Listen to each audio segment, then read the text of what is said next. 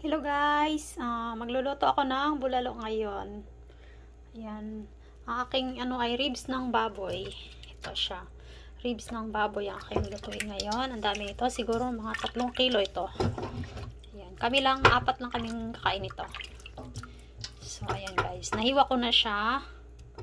Ayan, lagyan ko siya ng patatas, ayun, at saka gulay. Lagyan ko siya ng sibuyas dahon. Lagyan ko siya ng luya at saka pichay. So, tara guys, umpisahan natin magluto tayo. Alright, alright, alright. Okay, okay, okay. Alright, alright, alright. Okay, okay, okay. Alright, alright, alright. Okay, okay, okay.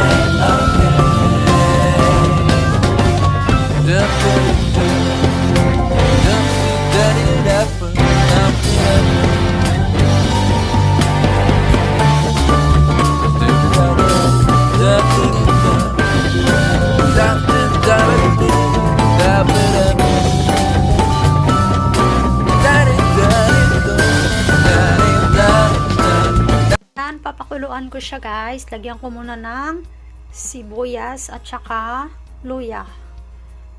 Yun, lagyan ko muna. Sumamaya muna yung mga gulay. Lagyan ko din ng patatas.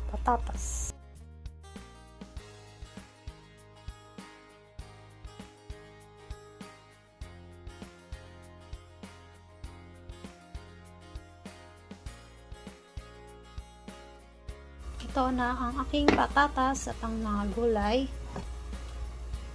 At ang onion. Yan, so ilagay natin.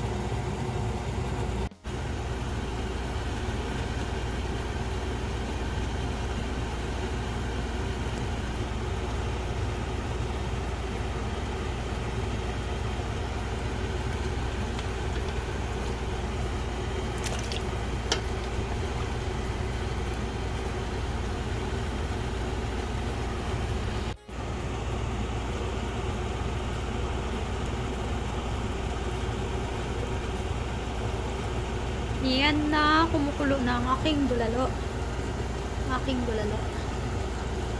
Ayan, ang dami nito guys. Meron siyang luya, sibuyas, at meron siyang potato. Tama ba sa Tagalog ay patatas? Patatas.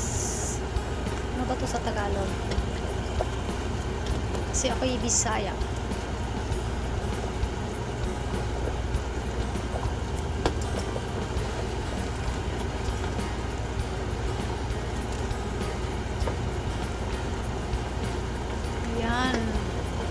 Parang di pa tumalambot ng aking pinakuluan. Mahirap mag-video na nagluluto. Yan o, natural na kulay niya pa yan. O siya nalagyan ng mga palasa.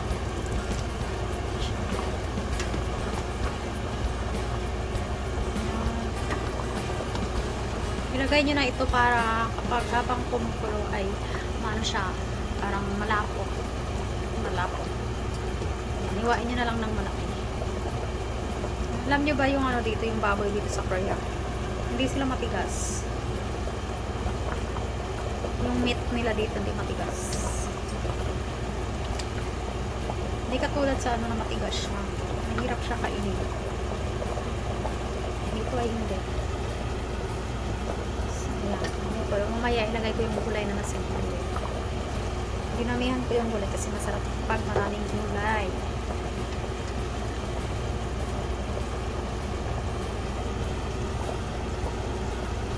Mabuto na 1,000 sa Pinas. Lahat. 1,000 kasi mahal yung ano dito. Pagkain. Pagkain sa Korea is expensive. Ang mura dito sa kanila is yung mga beauty product. Beauty product ang mura sa kanila kasi mostly sa kanila ay gumagamit ng mga beauty product, tsaka kumakain din naman sila.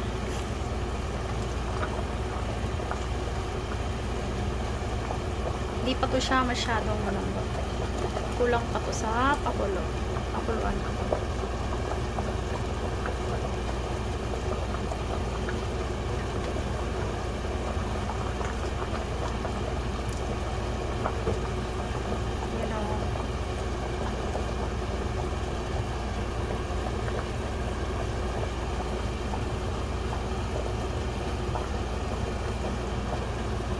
Laki ng kaldero. Ang dami din ito. Kami lang kakain. Yung asawa ko, anak ko, dalawa. Tapos ako.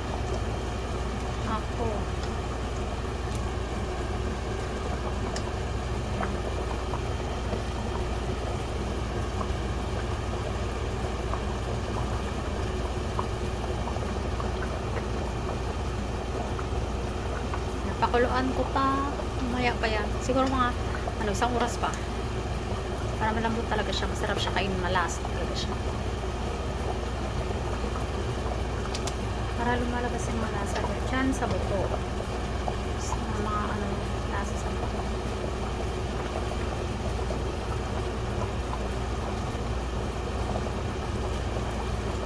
Masarap to higupin ngayon guys kasi taglamig. Malamig. Punta ako sa market kanina, bumili ako ng patatas at saka gulay. Tapos nagtanong ako doon sa Koreana. Sabi ko, meron ba kayong luya? Binta. Sabi niya wala. Sabi niya, meron doon sa rep. Bigyan niya sana ako kaso nahiya ako niya. Kaya kasi bigyan niya sana.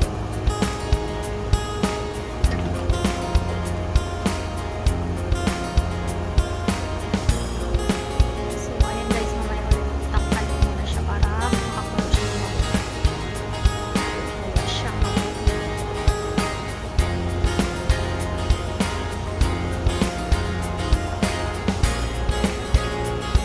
Hindi na siya nakikita kasi sa uso.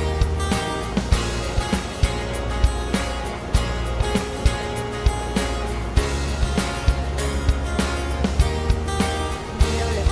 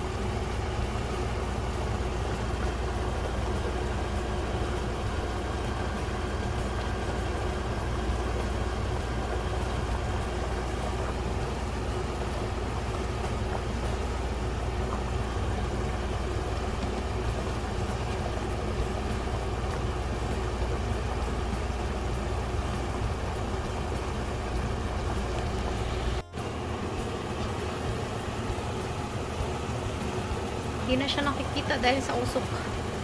Usok na siya. Ayan, kukuha ko ng isa. Tukman ko na to. Siguro malambot na ito. Kasi kanina pa to. Yan, malambot na kasi naghiwalay na yung buto.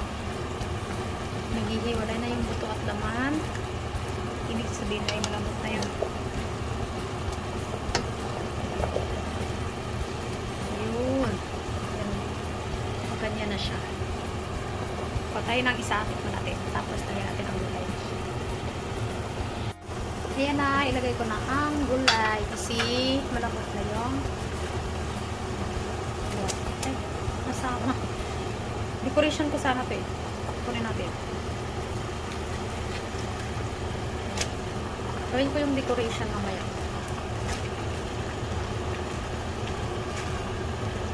Yun, maraming gulay. Let's eat more vegetable. More vegetable. More healthier. Hello? Yun. Parang nasa Pinas na rin ako, diba?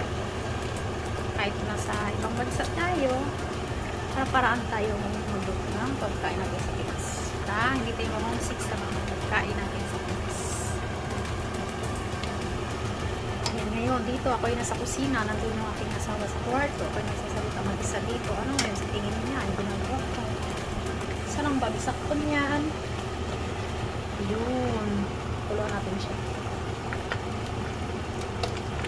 Naglalot tayo. Kulang to ng sibuyas dahon. Hindi ako nakatigil. Sibuyas dahon. Kalimutan ko. Naglalot tayo. Let's eat. Kulang pala to ng ano, ng mais. Dapat kulang may mais to. Sabi ko na nga ba, may nakalimutan ako. Kulang ng mais. Ano pwede na rin ito?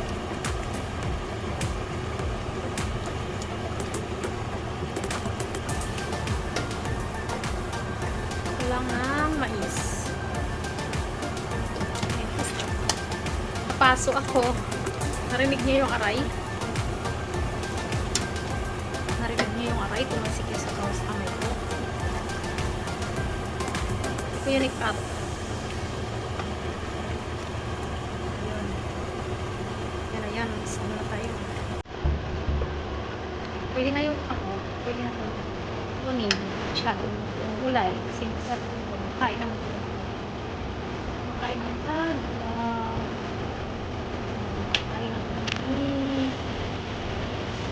Kain na tayo.